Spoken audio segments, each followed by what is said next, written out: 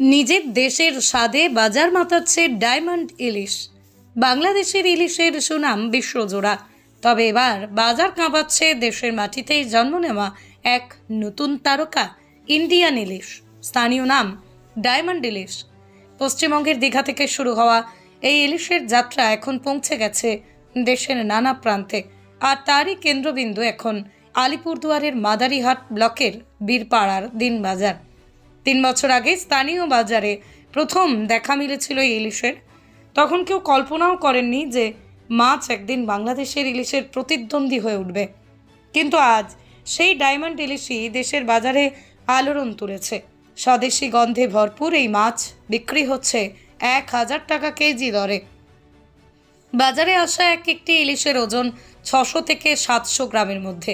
চেহারায় সুন্দর, স্বাদে অনন্য, সব মিলিয়ে ক্রেতাদের মন জয় করে নিচ্ছে ডায়মন্ড ইলিশ।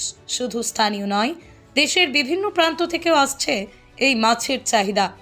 দীঘার সমুদ্র উপকূল থেকেই রপ্তানি হয়ে গোটা দেশ জুড়ে ছড়িয়ে পড়েছে এই মাছ। ব্যবসায়ীরা বলছেন, দেশীয় এই ইলিশের স্বাদে আছে এক অন্যরকম টান, যেখানে বাংলাদেশি ইলিশ নানা রকম নিষেধাজ্ঞা আর দামের চাপে সব সময় নাগালের বাইরে।